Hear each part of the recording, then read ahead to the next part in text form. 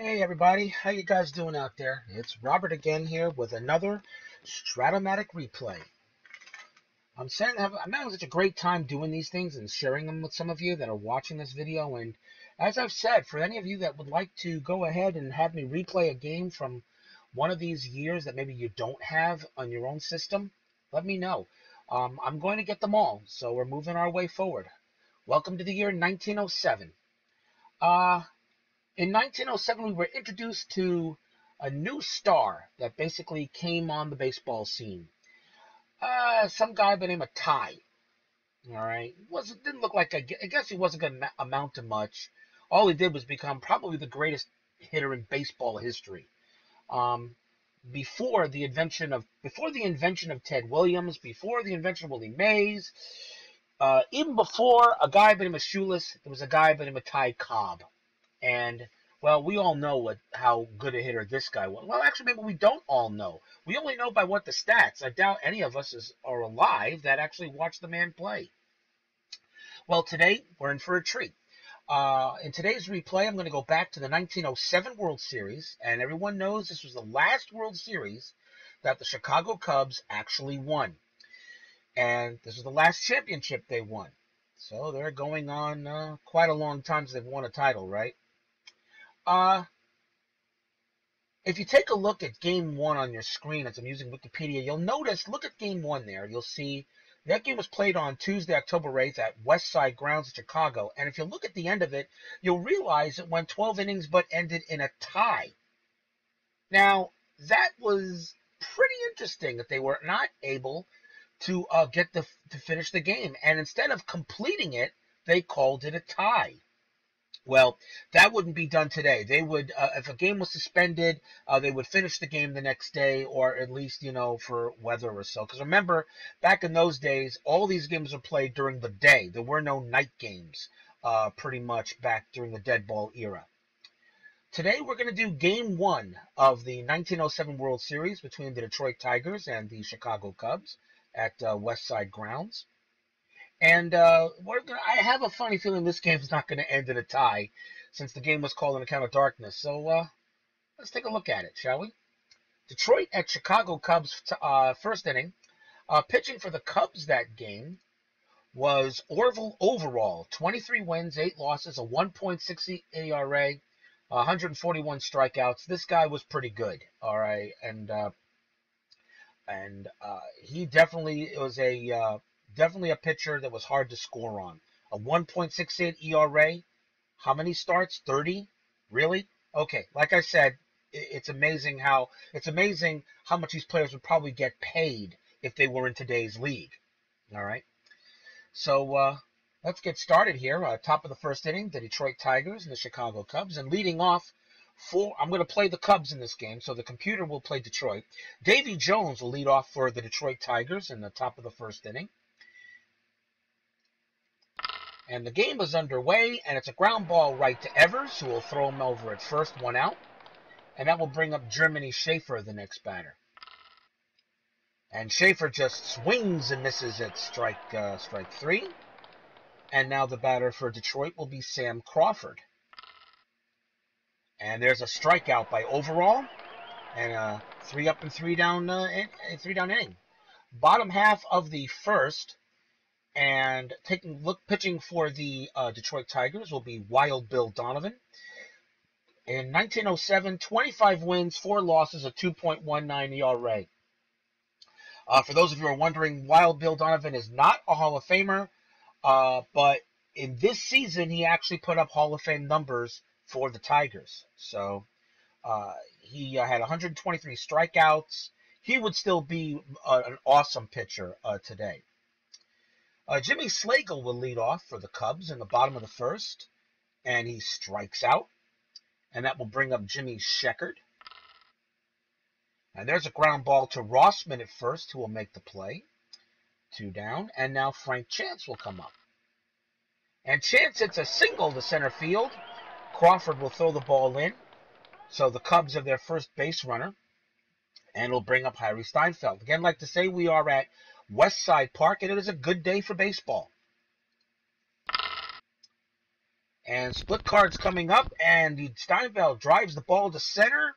We're going to send the lead runner, and they're going to cut the throw off. So just like that, on the first inning, the Chicago Cubs will take an early 1-0 lead on a double by Steinfeld, and Johnny Kling will be the next batter.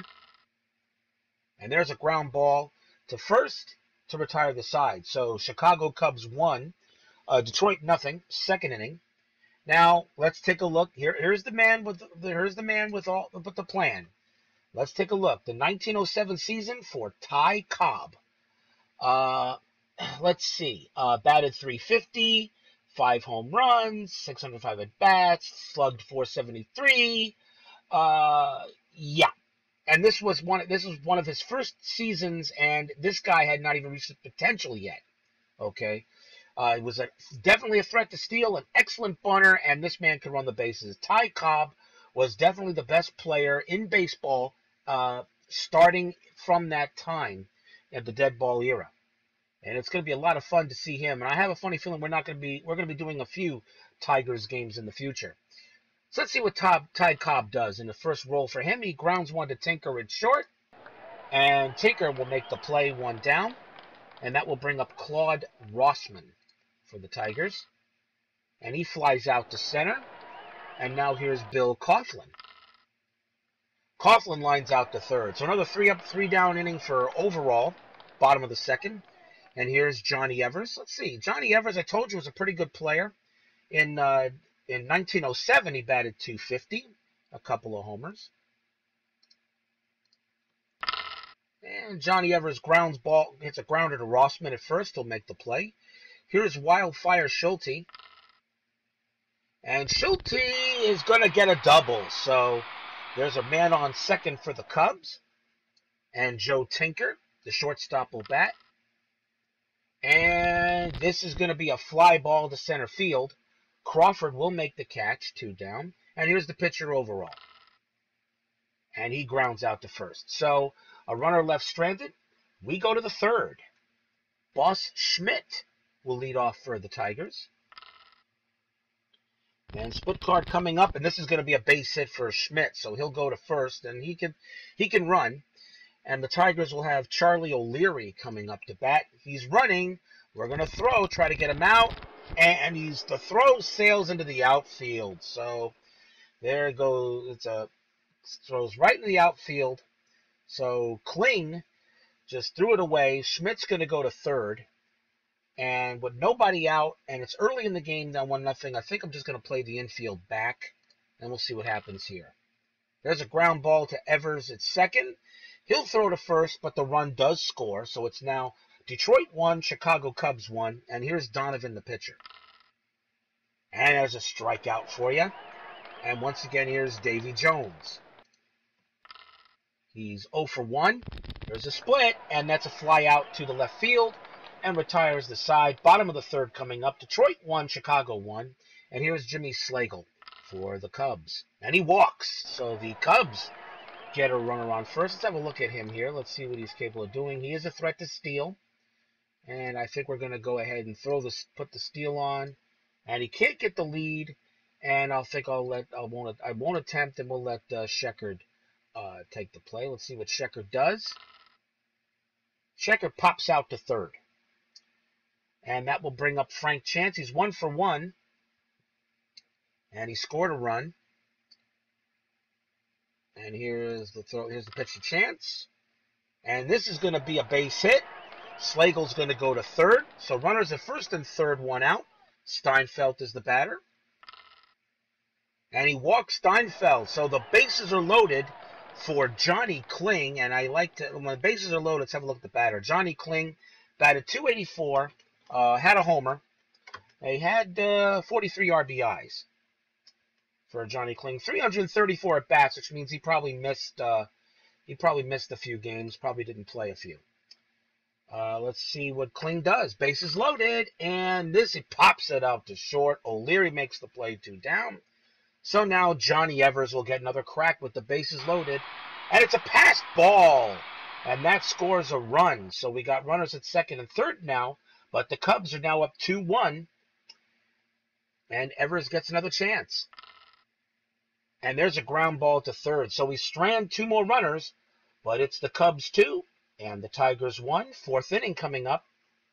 And Germany's Schaefer will lead off for Detroit. And he grounds out to Tinker at short, who will easily toss him out at first. And now Sam Crawford. Crawford grounds it to Steinfeld, and he throws across the diamond for the second out. And here's the Georgia Peach. And he gets called out on strikes. Bottom of the 4th. Wildfire Schulte will come up to bat. And this one is going to be a long fly ball to center field. And it looks like Detroit's Crawford's going to sit under it, pop it in the glove. And now Tinker will come up to bat for the Cubs. And he grounds out to Rossman at first, 2 down. And now here's the pitcher, Overall. And it's going to be a play to Schmidt. And he makes the play and a clean pop out. 5th inning coming up, 2-1, Chicago Cubs. Here on a nice day at Westside Park. Leading off for the Tigers in the 5th is going to be Claude Rossman. He is 0 for 1. And he grounds out to Chance at first, 1 down. And it will bring up Bill Coughlin.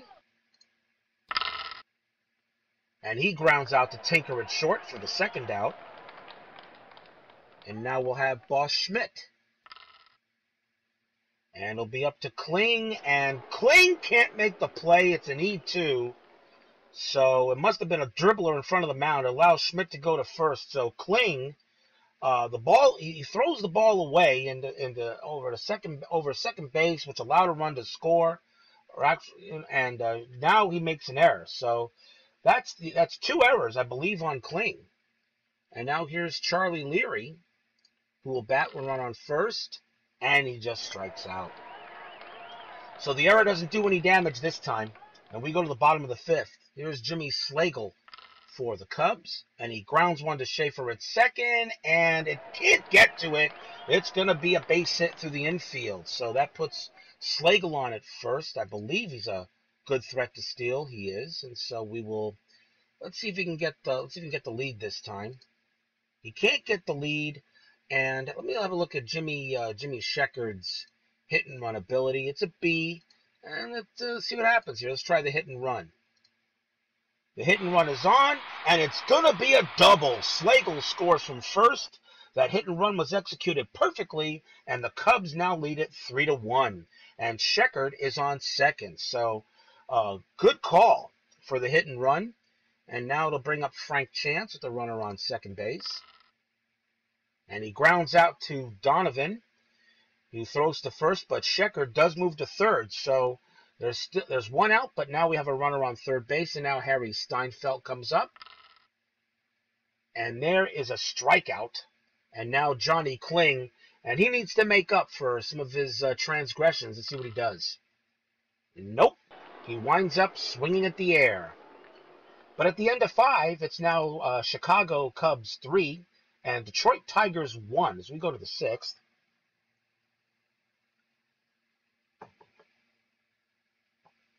Take a little sip of coffee there. Here's Wild Bill Donovan will lead off for the Tigers. And this is a clean single to right. So the Tigers get a man on first early. And I think the runner is being held, so we'll allow Davy Jones. Let's see what he does. And he strikes out. So Orville Overall doing his job on the mound. Here's Germany Schaefer for the Tigers. And he lines out, and on a line out to first base, and he will go ahead and tag the bag. Double play. That was a line out max, so Detroit is done in the 6th inning. We go to the bottom of the inning, and Johnny Evers will lead off for the Cubbies. Pops out to O'Leary at short. And that'll bring 1 down. Here's Wildfire Schulte. And that one is going to be a clean base hit. So the Cubs get a man on. And we'll see how let's see how the steal looks. Attempt to steal. He's running, and he's there. Schulte steals second base. There's a big base right there. The Tigers can't afford to allow any more runs. And Overall is actually pitching very well. He's only giving up 2 hits to Detroit. The only reason why they scored the run was because Johnny Kling forgot how to be a catcher. Schulte's on second. Tinker is the batter for the Cubs. And he grounds out to short. And O'Leary will throw him out at first, but allows Schulte to move to the third base. And now Orville overall the pitcher. It is a clutch situation. Let's see what comes up. And it's a fly ball to center. And Crawford will make the catch. We go to the seventh inning. Still 3-1 Cubs. This is a replay of the first game of the 1907 World Series, for those of you just joining us. And this game of the World Series 1907 ended in a tie. I do not think that is going to occur here unless it rains in my bedroom and it shorts out my computer. So if you suddenly see the screen flicker off, I guess you'll kind of figure out what might happen. Last I checked, I don't have any leaks in the roof, so I don't think it's going to happen. Sam Crawford will lead off for Detroit. And he hits a clean fly ball to Slagle at center. He makes the catch, one down. And here's the peach. And there you go. There's a base hit for Ty Cobb. And he's being held, but I don't think I'm going to... Let's see what he does here. They don't put the steal on. And there's a line out to first base. I'm kind of surprised they didn't try stealing with Cobb. I don't have to check this card we looked at. Here's Coughlin for Detroit. Cobb can't get the lead. And there's a fly ball to left. Sheckard makes the catch. And that ends the inning. And what team won the first American League pennant in 1901? Well, I've been doing baseball here. You know, been doing this in the 1907 season. I did do the 1901 season. And we all know who won the first American League pennant in 1901, don't we? Well, we know the Pittsburgh Pirates won the we know what happened. Well, what team won the first American League pennant in 1901? That would be the Chicago White Sox. That's right, people. I knew the answer. I just wanted to see if you guys knew the answer. Okay, you can stop laughing now. Jimmy Slagle, bottom of the seventh. Let's see what he does. And he walked him. So the Cubs will get a runner on first base early, and yes, we will see what he can do for stealing. He can't get the lead, 1 to 10%. No, but I'm going to put the hit and run on. Hit and run is on. Sheckard misses the pitch. The steal attempt, Slagle will get in there. So on the split cards, he gets in, and so we have a runner on second base. Sheckard's still at the plate. A little close, but that's a big insurance run out at second. Let's see what Sheckard does. And he grounds out to Schaefer. He'll throw over to first. Slagle will move over to third. So a sacrifice fly could get the run in. And there's a fly ball to center field. And yes, we're going to send the runner. And here's the play at the plate. And he is safe by a mile. So the Cubs are now up 4-1 on the sacrifice fly. And will bring up Harry Steinfeld. And Steinfeld, here's a clean double. And we're going to, let's see, 2 outs. No, we'll be happy with the double. And we got Johnny Kling coming up. The intentional walk was issued to Johnny Kling. The rather pitch to Johnny Evers. Evers is 0 for 3. So let's see what he does. And he grounds out to first to retire the side. So at the end of 7, it's now the Cubs 4 and the Tigers 1. And we go to the 8th. Here's Boss Schmidt. And Schmidt gets a clean single right off the split. He'll go to first. And Charlie O'Leary is up. Orville overall doesn't even look like... I'm not worried about dead ball era pitching. Remember, these pitchers back in the dead ball era, relief pitching was very rare. Huey Jennings of the Tigers is going to bring in Matty McIntyre to bat. The hit and run is on. And this is going to be a double, so the hit and run pays off. Schmidt scores from first, and now we have a 4-2 ball game. Good call by the AI on that one. And Wild Bill Donovan is at the plate. I'm not worried about the runner at second. And now Huey Jennings will bring in Bobby Lowe to pinch hit. And he's hit by the pitch.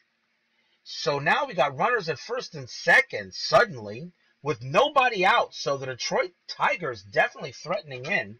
Davy Jones is the batter, and I'm going to real quick. I don't think there's any fatigue on him, but let's see here. I doubt there's any fatigue, but I'll check and see what's up. Is he? He's got no fatigue yet, and I'm not concerned. I'm going to let overall pitch to Davy Jones. Let's see what happens here. Big. This is big right here. Here's a big roll, and he grounds out to Steinfeld at third. They do get the out, but the runners advance, so it's runners at second and third. Germany Schaefer is up with one out, and after Schaefer is Crawford. Schaefer is batted 258 in 1907. Crawford 323. I think I'll pitch to Schaefer. I think he got the better chance. So here's the pitch. There's a ground ball to second. Evers will throw him out, but the run does score, so now it's 4-3, and now I got Sam Crawford up to bat. Now, Ty Cobb is on deck. This is very, very interesting now. We got the tying run at third. Sam Crawford is up, but I'm going to pitch to him. And they say pitch around, so let's see what happens. And he gets out of the inning on a fly ball to right field. The Tigers are going to bring in Ed Seaver to pitch, and a couple of defensive changes. Lowe's going to bat ninth and play shortstop. Bottom of the eighth, it's now Chicago Cubs 4, Detroit Tigers 3, and Wildfire Schulte will lead off for the Cubs. Hits a fly ball to Jones in left, and it's going to be a single. Jones couldn't get to it. And it will bring up Tinker. Schulte, not much of a threat at 65%. I think we'll keep him. I'm going to let Tinker hit as we try to maybe get an insurance run, and he pops out to Rossman at first. And now Orville Overall is the pitcher. And like I said, the relief pitching back in the dead ball era was very, very rare. But in this case, I'm up 4-3, and I got Cobb coming up to bat first, I believe. Let me have a look at it. I think he's up. I think he bats next for them. So should I bring? What do you guys think? Should I bring in a pinch hitter? Why not? Let's bring in a pinch hitter. So we go to the home lineup, and let's see. I'm going to bring in. I do know about Solly Hoffman. I'm going to let him come in and pitch. So Solly Hoffman will pinch hit for the Cubs. In 1907, batted 268. And let's see what he does. Here's the pitch. And Hoffman turns out to be a great call. He'll bring in a base hit, move runners at the corners, and now Jimmy Slagle is up. So let's see if we can get one of those runs in. Let's see. Come on, Slagle. Split cards up, and there's the base hit. Schulte scores from third. Hoffman takes second. So a good call to do the pinch hitting. Now runners at first and second with one out.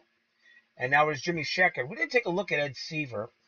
Ed Seaver for the Detroit Tigers, 18 wins, 11 losses, 2.16 ERA, 1 save for the Cubs. For the Tigers. Typical 18-11, 2.16. Like I said, he'd still be getting millions of dollars in today's league. Here's Sheckard. And he pops out to Rossman at first. That'll be the second out. Trust me, guys, I'm going through all of baseball history. I can't wait till we get further in. We're going to have a lot more fun with these replays. Frank Chance is the batter. There's a single to center. And yes, we're going to send the lead runner. The throw is coming home. I'll hold the trailing runners. Hoffman scores. It's now 6-3 Cubs. So we still got runners at first and second with 2 out. Here's Steinfeld who will come up to bat. And he hits a single to center. And we'll send the lead runner. They're going to cut the throw off. It's now 7-3. And Johnny Kling coming up. So Ed Seaver comes in, and he's given up 3 runs here in the 8th inning in this World Series game. Here's Kling.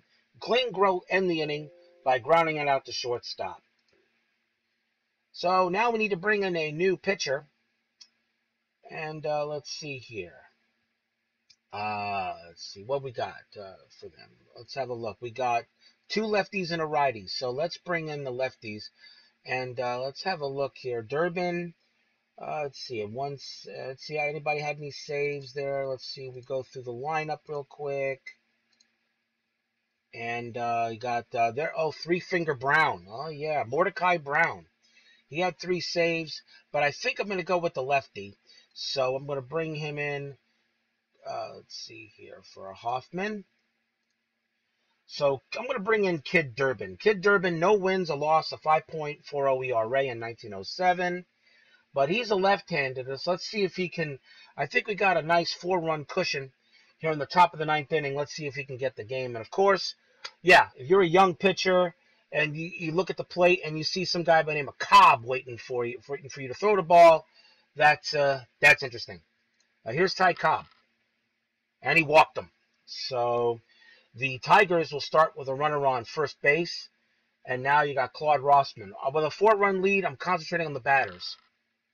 And there you go. Kid Durbin picks up a strikeout. Get that first all-important out. And here's Bill Coughlin, who will bat for the Tigers. Grounds it to short. Evers will make the play. He throws to second for the force. And Coughlin will take the bag. 2 men down. And now it's up to Boss Schmidt. So here, let's see what Boss Schmidt can do. Here we go. Here's the pitch. Struck him out. Ball game. There you go. Kid Durbin picks up, closes out the game. It's not a save, but they do get it. So there you go. Chicago Cubs this time win the first game of the 1907 World Series. It doesn't end in a tie. And let's have a look at the box score. Frank Chance, 3 for 4. Harry Steinfeld, 3 for 4. Both of them with 2 RBIs. Slagle, 2 for 3 with an RBI. Wildfire Schulte, 3 for 4. Did pretty well. Orville overall gave up only 2 earned runs, struck out 6, 2.25 ERA. Kid Durbin, it's not a save situation, but he did close it off. There were no homers in the game. The Cubs left 10 men on base, but we did come away with 7 runs. So, and we had 2 errors, and Jerome Kling made both of them. So, gonna have to have a little talk with him before we get to the next game of this World Series. But we're probably not going to play that one. But we wanted to play the tie game. So the 1907 Chicago Cubs defeat the 1907 Detroit Tigers in the first game of the World Series by a score of 7-3. I thought this was exciting. Ty Cobb for the Tigers was 1 for 3. It was Boss Schmidt though for the Tigers. It was 2 for 4. He had the most hits there. RBIs by O'Leary and pinch hitted by McIntyre, who came in for the forgotten RBI. Was a pinch hit RBI. And, well, that's the way it is. So, that's it. So, the Cubs beat the Tigers. And I think in all the replays I've done, I think I've only lost 1 game. So, I'm 6-1 in replays. I'll try to keep track as best as I can of these replays. Whether I win or lose, I'm just having a blast just doing this, showing off Strat-o-matic baseball to all my Strat-o-matic fans out there. And as I said, if anybody wants to me to replay a game from the season. Remember, now that I've done a 1907 replay, that means the 1907 season is available for anybody who wants. As we move forward, there'll be more seasons as I get all the way to 2015, 2016, and of course the later. So please leave a like if you enjoyed the replay, and I want to thank you for watching, and have a good night. Once again, final score: Cubs 7, Tigers 3. Bye now.